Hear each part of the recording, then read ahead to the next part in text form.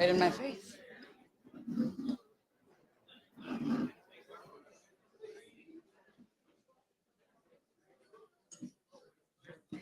Good afternoon.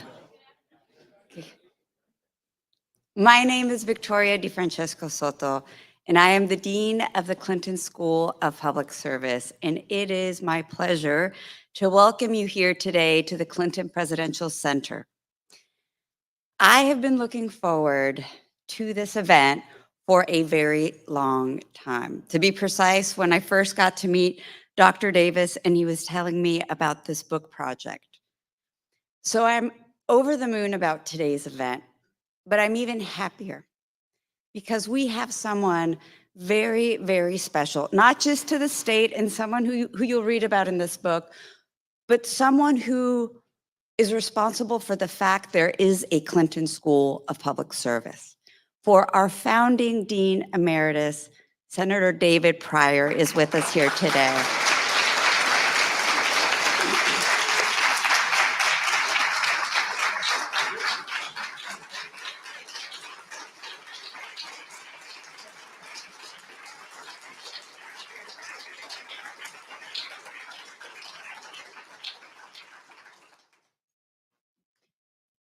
I thank you, Senator Pryor, for the foundational work you did for this school. We are approaching our 20th anniversary, and it is such an honor to be charting out the next 20 years on the foundation that you and Dean Emeritus Skip Rutherford built.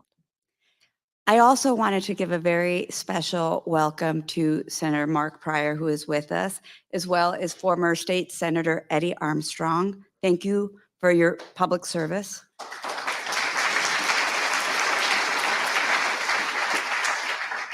And to Dr. Michael Moore from the University of Arkansas System and Ms. Melissa Rust, who have been stalwart advocates and supporters of the Clinton School. So thank you for being here. Thank you all today for being here. Dr.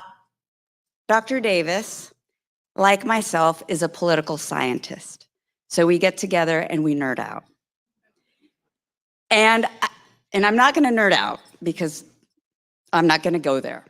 But this work, I'm gonna show it up here. Each of you need to get this in the bookstore, is undoubtedly a crucial contribution to the scholarship and the literature of political science and the social sciences, right?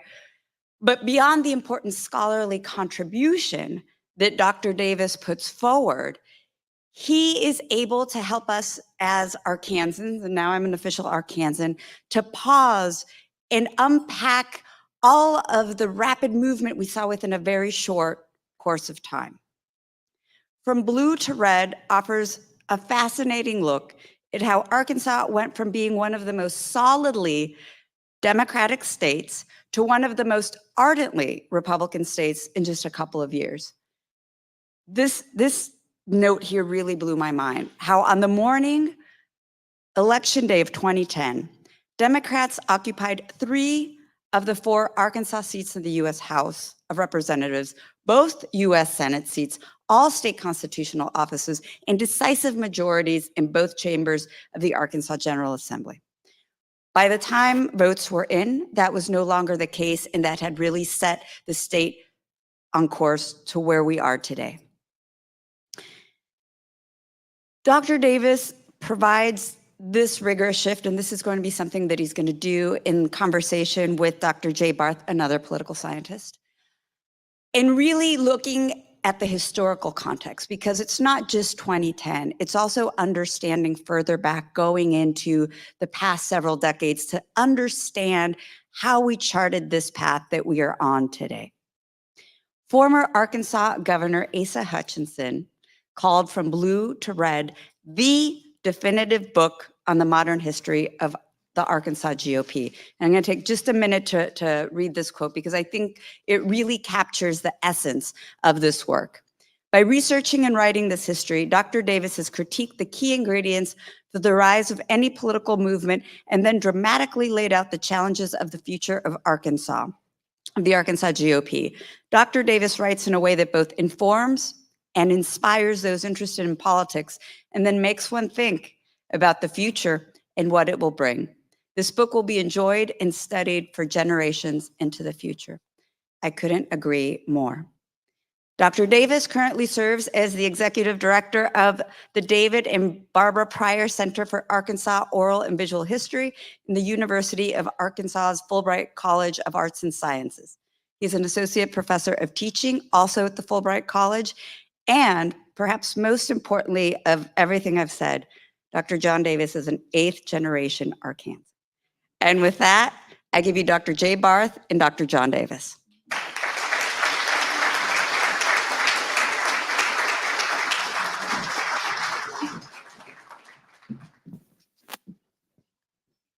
Thank you, Vicki, and two other folks stuck in the room as you were speaking. Justice Barbara Webb snuck in, and Doyle Webb, the chair of the Republican Party, longtime chair of the Republican Party, who gets a lot of airtime in this book, as you'll hear a bit later.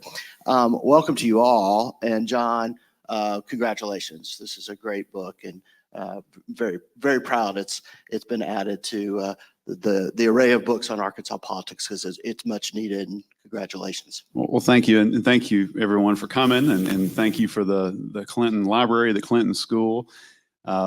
Thank you, Senators Pryor, for being with us, and everyone in the audience. I'm awestruck that y'all couldn't find anything else better to do in a lunch hour on Monday. But thank you, and really, in a lot of ways, the book is a very small way for me to give tribute to the wonderful journalism and the political science and history faculty we've had for decades, including Jay Barth here, who have consistently given top-notch scholarship and editorial effort to Arkansas politics, to a state that we call home, that we love, and kept us abreast of things in ways that a lot of smaller states really wouldn't be so self-aware. And so I hope it joins that collection of other wonderful pieces that have been around for decades.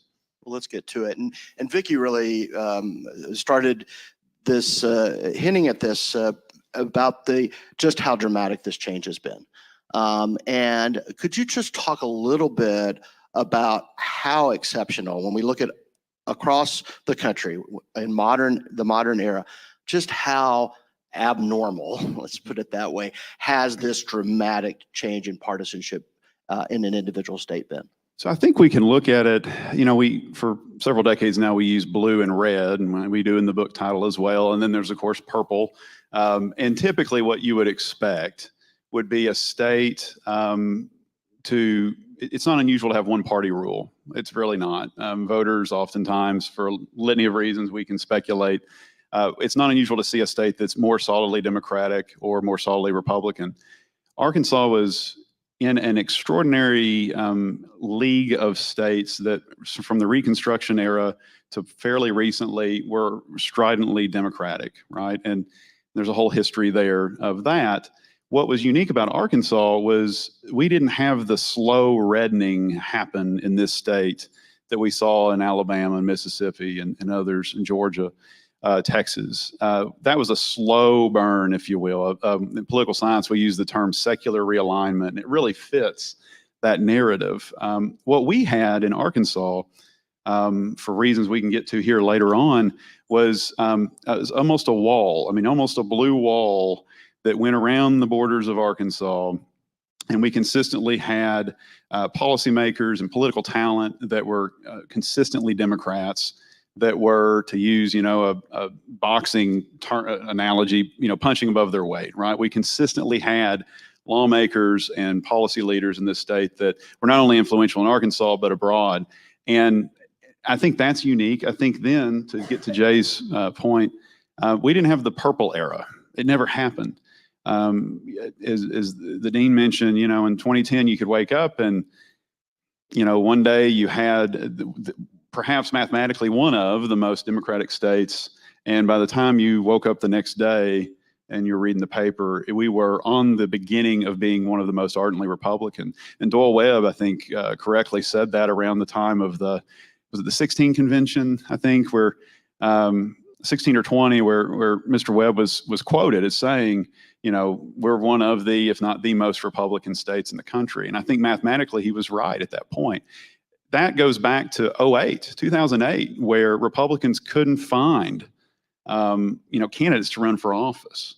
Senator Mark Pryor, right, had, I think, an independent, maybe a libertarian candidate. The Republican Party, he's a popular incumbent. The Republican Party couldn't get anybody to want to be cannon fodder, for lack of a better term. That shifted so quickly. I think it's the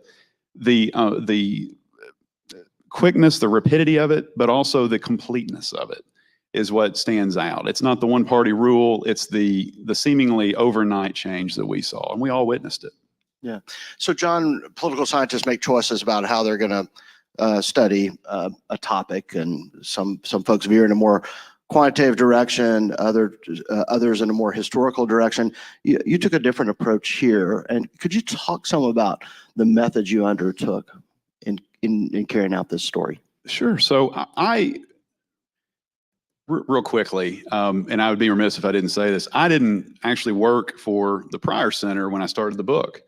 But I owe so much of the qualitative, the interview aspect of the book to the Pryor Center. My predecessor, Bill Schwab, called me one day. I was getting ready to leave. I was sneaking out of my office at UAM a little early, and I had some running shoes on, and it was a day like this, and I get a phone call, and I almost didn't answer. I thought, well, I'll call. I don't know who it is. I'll call him back. Luckily, I took the call, and Bill Schwab asked me to begin an oral history project at the Pryor Center.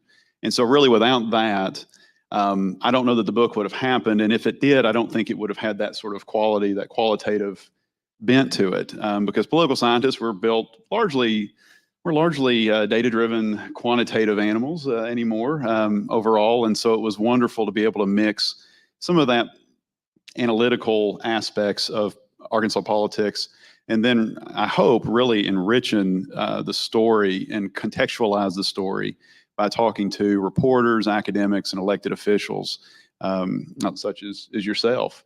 I also tried to break it up. When I teach political parties, I'll usually argue with the students that there's basically three parts of a party. And I give due credit to many other political scientists before me that came up with this idea. V.O. Keyes credited, I think there's a few others that can claim this as well, where they see the political party as three parts. They've got the party in the electorate, the party in government, and the party as an organization. And it helps me to conceptualize what a party is when I can break it down those three ways. And so the book's largely organized in that. And then further, I argue in the book that there's effectively three generations. So that gets to the historical aspect of this. The further I went along in this project, I found that there were three waves, if you will, of the GOP. And so you can go to 66, 68 with Rockefeller and Hammerschmidt. And we still talk about them because of the impacts they had in policy and public service, but really also because they were an anomaly. This was highly unusual, peculiar territory that Arkansas was finding itself in. And then we really didn't see that party grow. They didn't have the coattails politically that we might anticipate. Rockefeller's party in many ways moves away from him nationally and regionally while he's in office. And then John Paul Hammerschmidt builds a wonderful congressional career. It's celebrated by members of both parties, but he was sort of cut off in that region of the state. And then you get into the second generation where now the party's competitive. The party can compete against open seat elections. Jim Rankino at one point said that Republicans can win when Democrats screw up. When there's a misstep strategically, you don't see it until later in November and you go, golly, we gave that one to them. Republicans were equipped to do that. They could compete. They could step into a vacancy, a special election, a Mike Huckabee scenario, but still not the dominating party by any means, and still struggling very much on almost every metric we would look at. To the third generation today, where we have a lot of elected officials who are in the state capitol who are Republicans who, and I don't mean this in a disrespectful way, but they don't know what it's like to lose. They've never done that. Asa Hutchinson and a few other members in the legislature still remember what it's like to sign up knowing you're probably going to get stomped, but you need to run to help your party the next cycle or to just keep names on the ballots. This generation's more like the Democrats in that regard, say 20, 30 years ago. If you're a young college student right now and you're ambitious, you're probably thinking, well, if I enter politics in Arkansas, partisan politics, I'm going to have to do it as a Republican. 20 years ago, it would have been the other way around. You would have said, I need to figure out, I don't know if I'm a Democrat, but if I'm going to do this, if I'm going to run and, if I'm going to run for office as a partisan in most parts of the state, 20, 30 years ago, the smart money would be to be a Democrat. And that's that dramatic shift. Now I tried to capture all that in a 140-page book. I didn't, it really isn't that big, that long. Yeah, but it's got some great quotes in it. And that's what I think is really so rich about this book. And those interviews, how many did about 20? There were 19 total. I didn't use all of them as far as quotes in the book, but really, and I try to give everybody credit in there, all 19, because all 19 built upon the way that I saw the project as it continued. I had this in a desk drawer a year or two before I'd gotten a call. And I remember struggling, who do you talk to? How do you get this figured out? And I wouldn't have had the resources, and I wouldn't have had the otherwise support had it not been for the Pryor Center. And that's what got us to the 19 interviews. So let's do a deep dive into this third generation, this period of dominance by the Republican Party. And I want to talk through all three of those components: the electorate, the party as an organization, and the party in government. And let's start with the Arkansas electorate. And you make the case that it has changed in some important ways. And could you talk through those changes in the Arkansas electorate, especially in this last period where most of us have really seen this dramatic change? So again, to give credit to wonderful scholarship, the University of Arkansas poll, if you're not familiar with it, it's just an incredibly valuable resource that we have in Arkansas. It's a nonprofit university poll. So they're going to ask a lot of the same questions every year, which us political types love, because you can actually look at trends that way. Janine Perry, who's a colleague and mentor of mine, has been running that poll for over 2 decades now. And we can see it there. There's some wonderful stories in the book and wonderful quotes about this shift and people grappling with what they're seeing in real time. But the poll might be the most illustrative for our context, where you see a shift over time. If you're looking year-to-year comparisons of who's identifying as a Democrat, a Republican, an independent, you can see it move. You can see the plural, the maybe not the majority, but the plurality of people shifting over to the independent ranks. And it's pretty quick. I mean, it really is. And it's not so much that Republicans gained, they did over a 20-year period, they've almost doubled in some of those polls, but it's a slow gain. The bigger shift occurs away from the Democratic Party, right? So it's not so much that maybe these voters are identifying as Republicans yet, because voters are stubborn, right? We want to latch on to a label and hold it, even if our behavior might not suggest the same. And so I think we see that, and that's not terribly unique. What's unique, though, is that 20-year span, if you have columns where, say you could color code it, you had, red and blue and green or whatever for independent, you see a move away from blue, you see a gain in the red column, and then just a sea of green, right? A lot of people identifying as independents. And we know that a lot of independents really aren't independent. So when they say they're independent, we can do follow-up questions. And a lot of times they're, oddly enough, we'll find out that majorities of them, in many cases, will actually be more partisan than some of the initial partisans. And what I mean is, in the last 3 elections, who have you voted for? Oh, all Republicans. But you're an independent? Yeah, I'm an independent. Oh, okay. Or Democrats, same sort of thing. And so there's a lot of that going on, a lot of movement there. But it's slow and fast at the same time, if that makes sense, right? There's a consistent trend favoring Republicans for quite a while, but we don't see the effects until 1 or 2 election cycles. And once that locks in, once all the pieces are in place for that to happen, it happens overnight, seemingly. So there's this court case that a lot of Republicans know a lot about, but a lot of Arkansans have probably never heard of. And it's Republican Party of Arkansas versus Faulkner County. It's this 1995 court case that actually had some pretty big ramifications for how the electorate behaved. Could you just talk a little bit about that case that you spent some time on in the book? Sure. So there's this court case, and really it's regarding an electoral practice that many of us, if we witnessed it, didn't think anything of it.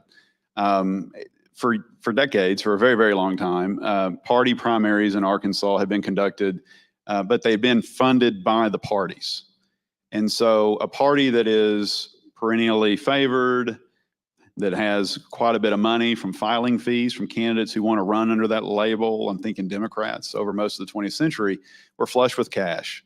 And so the electioneering aspects, the actual having a ballot box, manning the table, right, paying for that person, and that was a huge advantage to Democrats. Democrats could have several of these precinct locations that would kind of mirror what we see today, right? Now, tomorrow with the primary, we can go to our relatively local neighborhood precinct. Well, you had that if you were voting in the Democratic primary. What you didn't probably know is the party had to fund it. And that was also why you couldn't find a Republican ballot. Republicans had such a hard time gaining traction in certain parts of the state that they didn't have any candidates running in those areas. They couldn't draw the necessary funds, the filing fee money to conduct these elections at the poll place. So the example that came to light in that court case was, I believe it was Arkansas County, had one GOP precinct, it was claimed, and I think that was in as recent as 1992 when this case was working its way through the court system.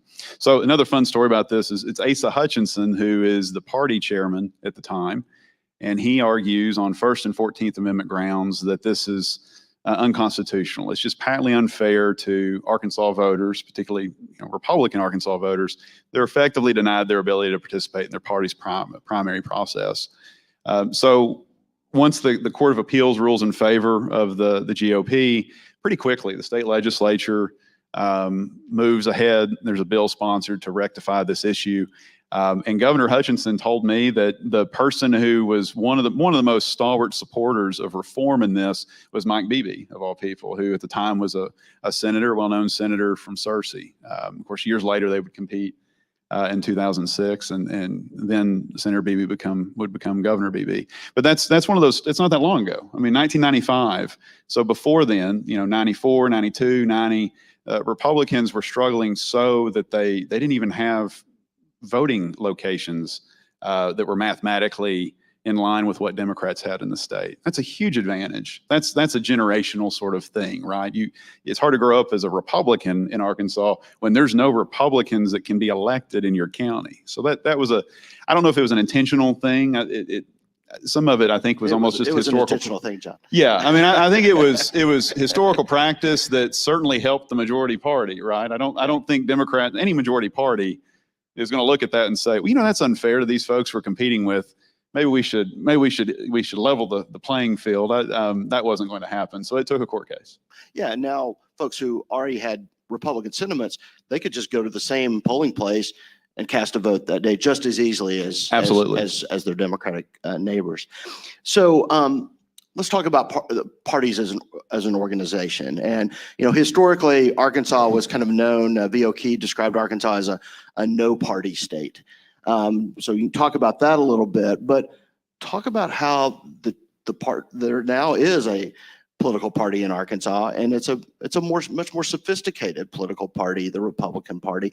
Talk through how we've seen change in that second aspect of partisanship. So a lot of times when we think about a party, we may have an idea of almost like a party machine, right? There's this group of people and they're doing there's all these machinations going on behind the scenes. And that really wasn't, in the way that we would typically see it, it wasn't happening in Arkansas for so long. Diane Blair and others have commented on this too, that Democrats were so ubiquitous and so dominating that it was more about personality or trust with that candidate, right? So Senators Pryor here, David and Mark, right, would have personal connections with people. And it was less about ideology and policy, really, and more about relationships. And you can do that in a state that, now we have a little over 3 million people. You could almost, in a political career, meet almost everybody that's over 18. It's a voting age, in theory, over time. And that was something that I think aided in this sort of lack of professionalization when it comes to a central state party on both sides. The Democrats didn't really have a need for it in the way that maybe we would expect more competitive states to have this. And then the Republicans just didn't have the resources, right? And I was in grad school with a good friend, Drew Kurlowski, who's now at Coastal Carolina, and we did a survey of all party organizations, state party organizations in the country, and very few people answered our survey, sadly. In grad school, students, they didn't care. But Arkansas did, to their credit. Both parties did, and they had previously answered a survey that was asked very similar questions in '99, and so that gave us about a 15-year appraisal of where they were right in 99, 2000, and where they were around 14, 15. And what we saw there was a Republican Party that had completely transformed organizationally. They're all the metrics, the fundraising, canvassing, working with county leaders, right, to build sort of a grassroots machine. And I don't mean machine in a derogatory sense, but like something that's going to be ready to roll every 2 years. It doesn't have to be rebuilt all the time. And all that happens really about the time that Doyle Webb is named the leader of the party apparatus here in Little Rock. And not to put Mr. Webb on the spot, but I think there was a real push for professionalization and making that's a full-time role. The Democrats are now, I would argue, and you see it in the survey, in the 14-15 survey, they're catching up. But for so long, they just didn't need to do that. That wasn't something they were worried about. And articulating a particular brand of liberal democratic national message wasn't very appealing to voters in Arkansas anyway. And so it's a harder dance to make, I think, for Democrats, and has been for quite a while. The Republican Party today probably mirrors any high-performing organization that you would see in the U.S. It's still not, we're still not a overtly party-centered orientated politics, I don't think. But certainly the Republican brand, I think, aligns better with a lot of moderate to conservative voters in Arkansas. And so that party apparatus reflects that success. So the third aspect is this role of party in government. And now, of course, we have Republican Party dominance in state government. And let's talk through the way in which that matters or doesn't matter. But I think you make the case it matters a fair amount. So get started with that. How does it matter, and how has it played out? So you and I had a phone call one day. I don't know if you remember this. This was in 15 or 16, I think it was 16 or 17. It was 17. It was a legislative session. And I'm walking around the state capitol. My former institution, UAM, I was a professor of political science and director of governmental relations. And I was, in the rotunda doing what you do during the session, meeting with legislators. And I remember talking to you and actually trying to get onto you because I love the Arkansas Politics book. That was the second edition, I think, in 2005. And we were talking about you're working on the third. And I remember at some point you asked me a question about, will the policy change? And I don't know why I said it, but I was convinced that day. I said, I think it will a little bit, but not much, right? I think, voters, it's not like all of the Arkansas voters move somewhere else and they've been replaced. It's not as if those who are politically ambitious, and seeking an office are all new to Arkansas. So I really didn't think it would change in such a measure of ways that it has. And Jay was, I think you said, well, very nicely, I think you said, well, that's nonsense. But I think you were a little nicer than that. There was noise in the rotunda. You might have said it something harshly and I just didn't hear it. But I think, the question was, how does an electorate that our voter turnout is not where it needs to be as a state, never has. There's not a new pool of voters there, really. It's generational, effects and stuff, and new people are in the rolls and participating. But I think there's a real mystery there, and I don't do a great job of explaining it other than you're electing more consistently. And I think we're even changing what the word conservative means. And I mean that it's sort of I think it's a fluid term right now. But we have a Republican Party that is very much in line with its voters, very much in line with its brand, its candidates, from the national level down to Arkansas. I think there's almost a perfect alignment and match. And the Democrats, on the other hand, have never really had that. Certainly not since the 60s or 70s. You had a party that was, I would argue, more socially liberal, progressive on a great many things, even economically. And we had leadership in Arkansas that was more moderate, and maybe personally they were more progressive, but they were trying to represent, I think, a more moderate to conservative base. And with elected officials in here, I feel kind of silly saying this. So if I'm wrong, I apologize. But that's the feeling I get. I think now the push is, to be more stridently conservative, right? To be more stridently Republican. And I don't think we had that ideological factor when we had majority Democrats in leadership. And that leads to voter confusion and a whole mess of things. I think right now with Republicanism, you've got a Republican dominance. You've got a pretty just top-down approach. And there is a push. I've talked to legislators that take pride in increasing the rankings from interest groups, right, to be more conservative on issues, no matter if it's social, economic. Part of it's the nationalization of politics.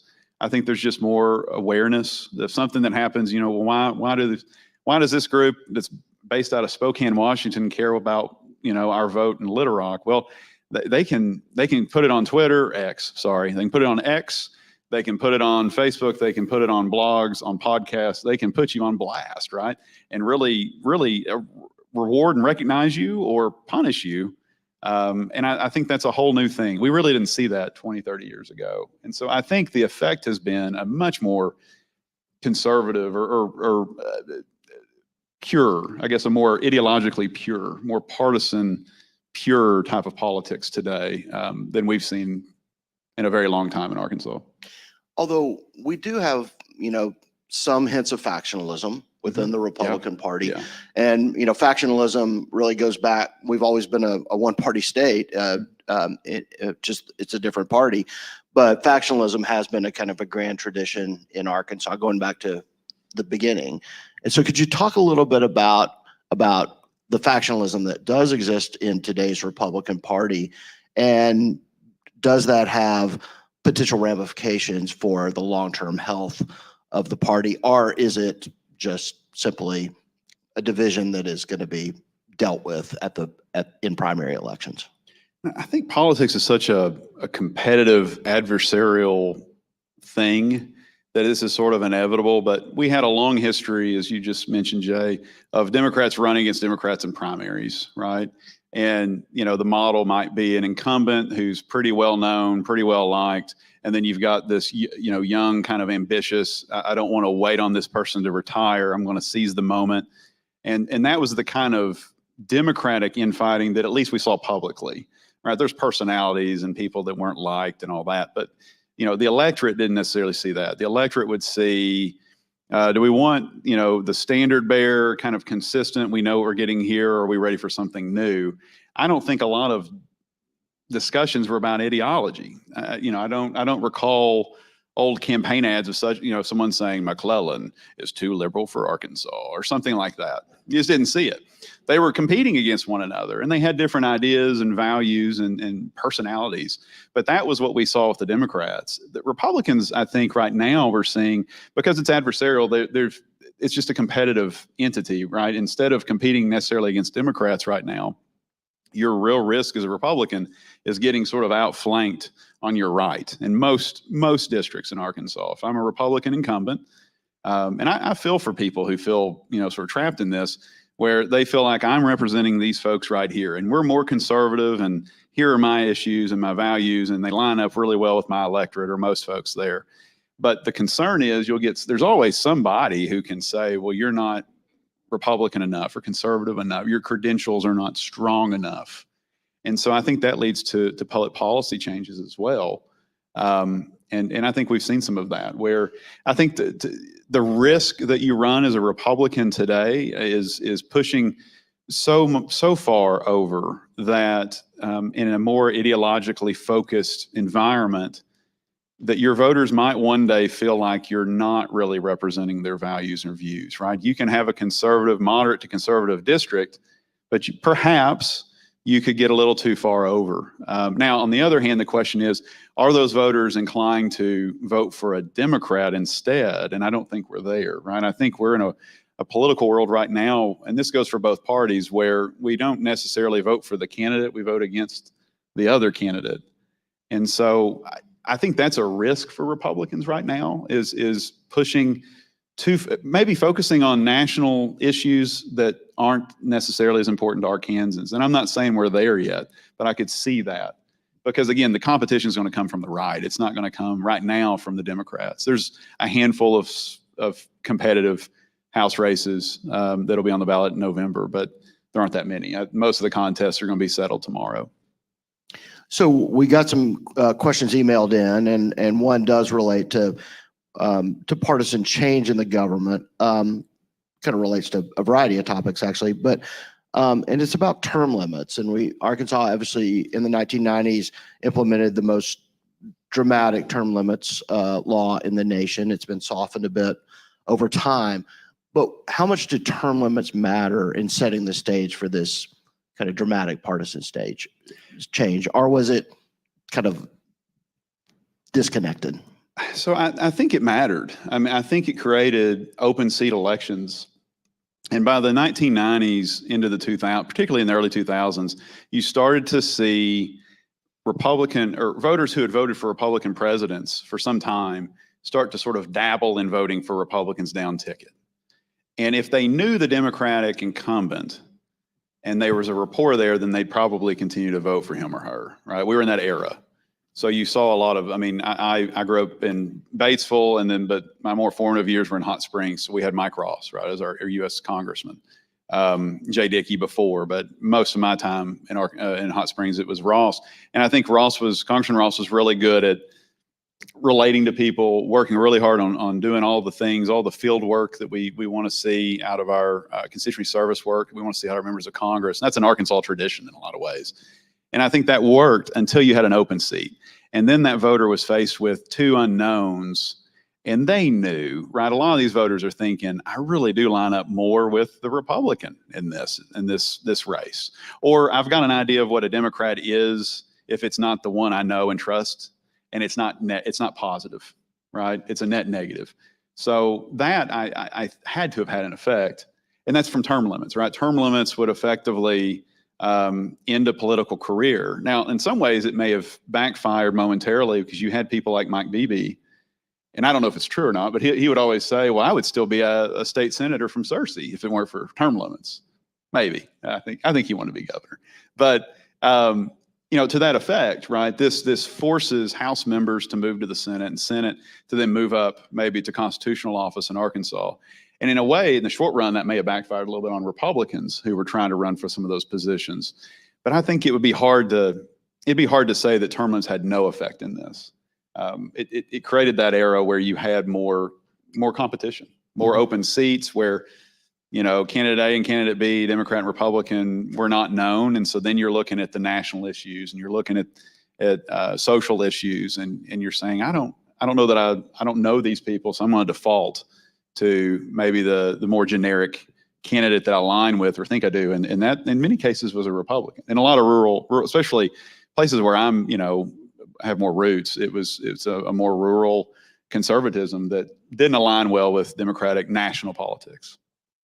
So John, several of the questions we got via email from folks who are here really are about the future and what to expect in the future. And I think one question is, we've seen a lot of change in a very brief period of time.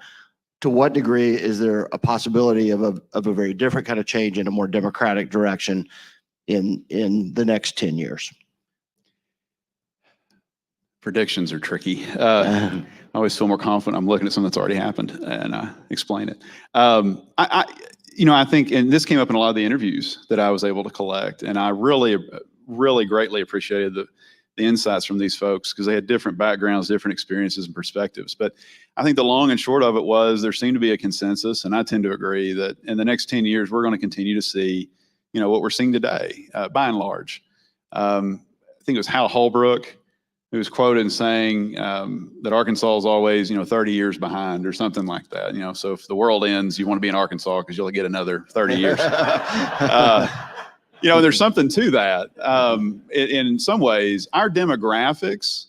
So now I'm in Northwest Arkansas where it's booming and there's a lot of growth and there's a great deal of diversity that wasn't there 30, 40 years ago. They're growing Marshallese, Latino communities. And a lot of people moving in that aren't from here, right? That may look like me. I mean, they may be, kind of generic white guys, but they're from Chicago or they're from, California or something. They're going to come in with different perspectives and views too. But by and large, Arkansas is still a smaller, quite rural state that is more moderate to conservative. And I don't see that changing in 10 years. I don't see the national political dynamics. And I mean, they're changing. There's a lot going on right now. But I just, in my instincts tell me that we won't see a real change in the next decade here. I think the real question is generationally.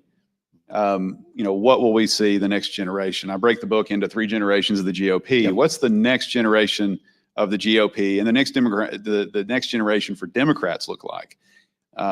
If I have friends on both sides of the political spectrum and my Democratic activist friends don't like my book as much, it's not a very rosy picture for them.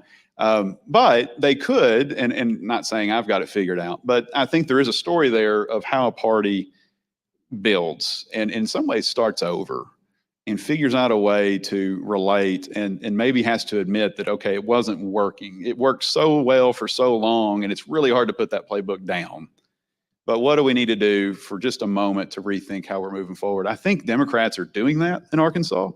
And I think Republicans right now they've learned how to govern by and large. There's I think it was John Brumman, who I quote in the book, who heard Republican legislators, right as they gain really sizable majorities, and they're talking to Governor Hutchinson, and I think that's right. I think Governor Hutchinson says, we've got to show them, meaning us, Arkansans, we Republicans can govern.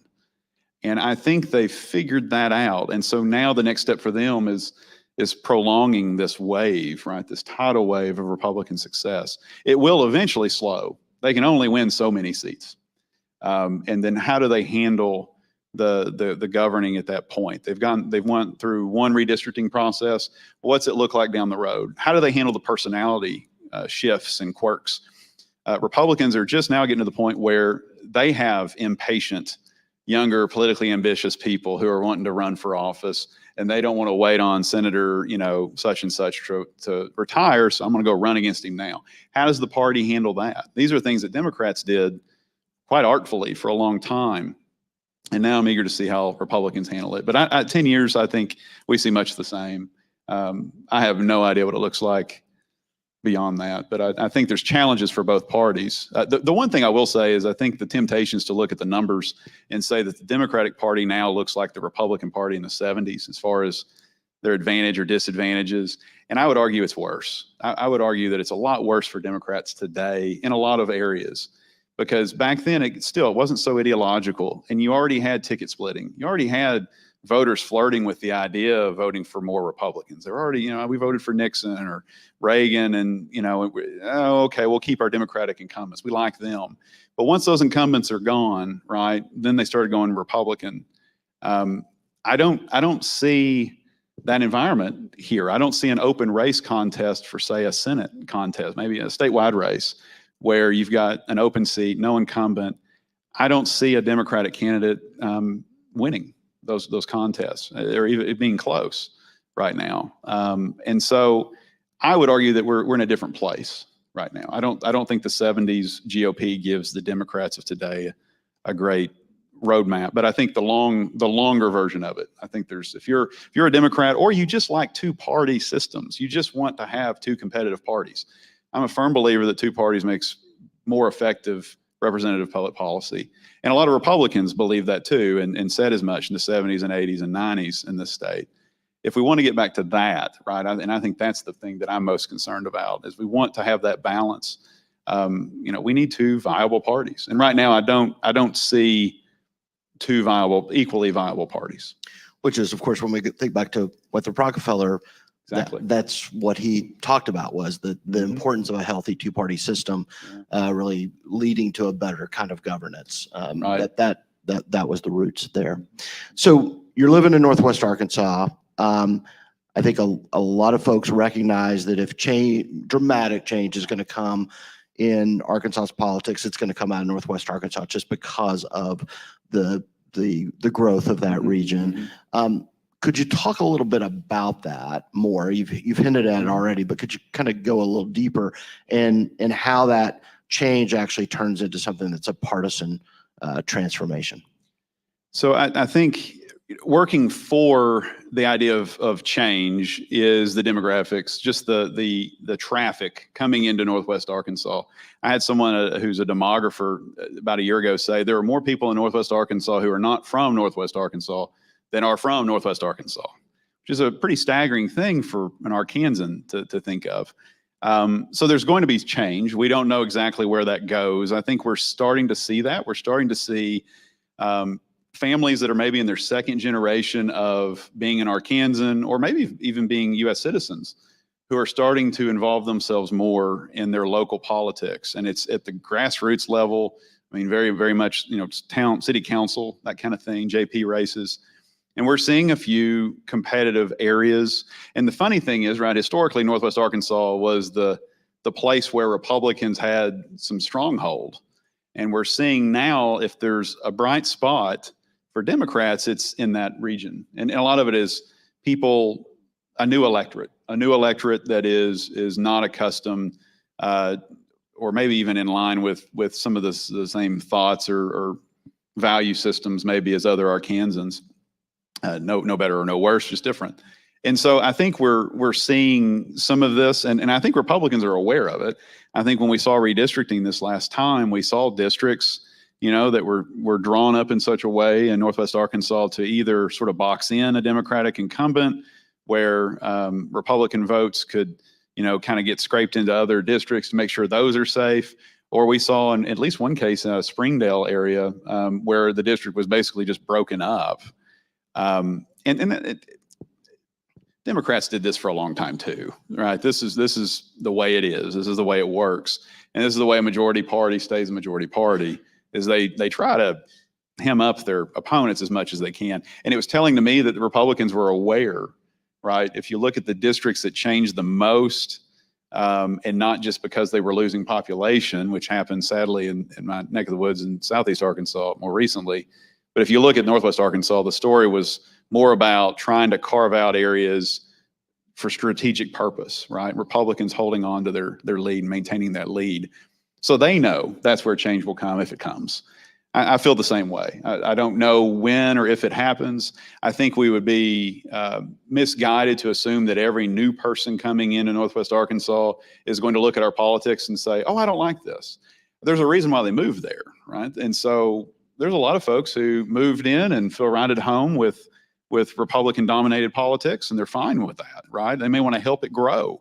On the other hand, you may have folks who come from another state that, they find this, shocking, and they want to get involved. And so I think, again, it's one of those it depends kind of things. If it happens, though, if we see Arkansas become more competitive, it's going to come out of gains made by Democrats in Northwest Arkansas.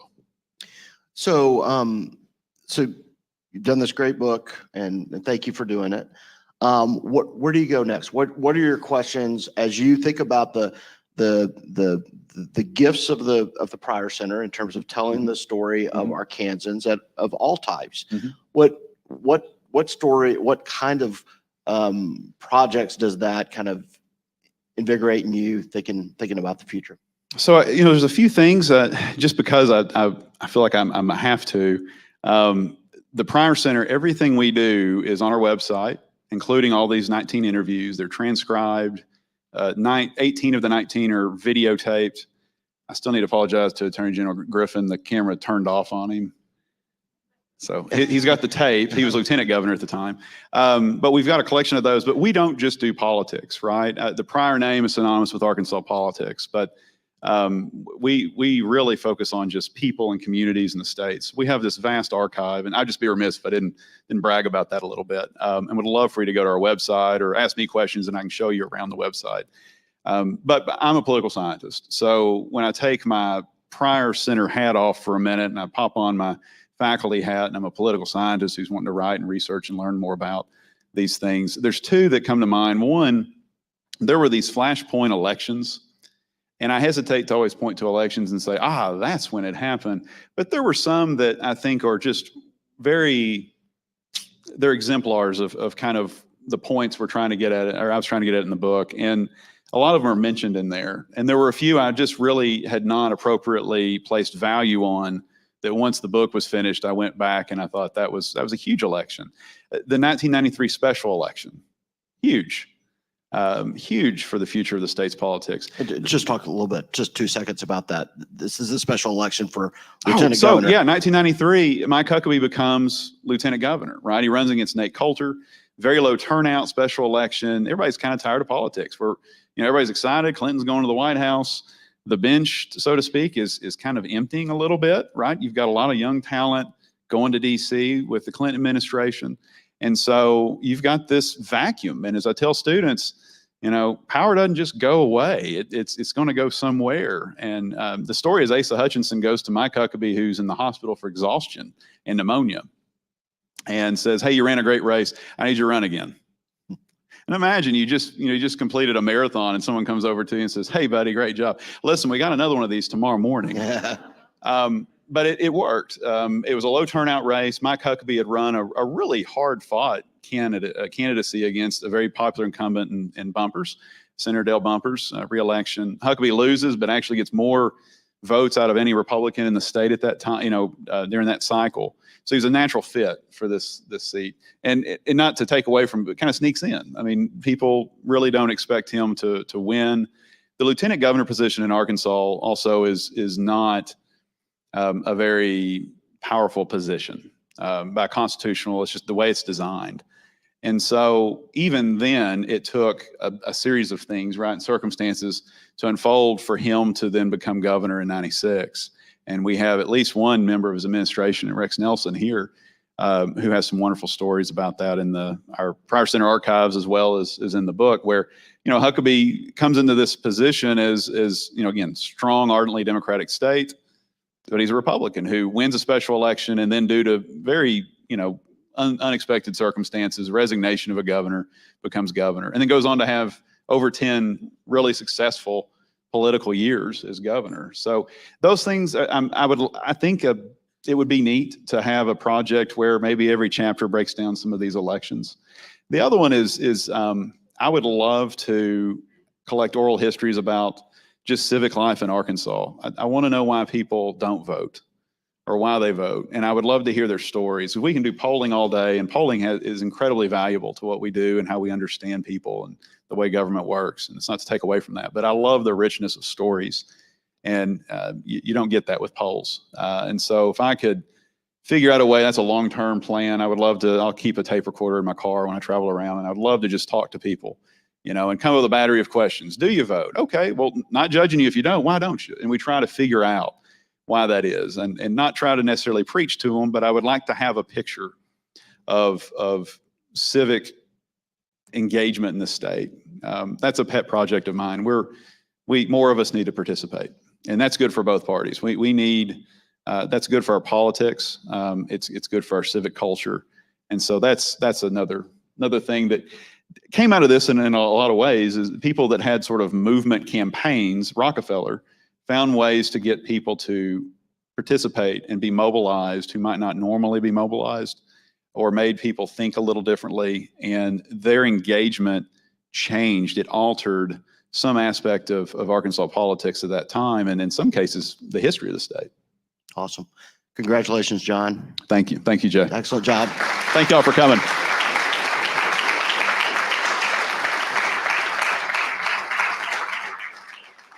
So I'm going to let John sneak out the door. There's a table right outside. If you got a book, you can get John to sign it. If you need to buy a book over at the Clinton Museum store, you can grab a book and come back to the table and get John to sign one or more copies. So thanks, John. Thank y'all so much. Thank you, Jay.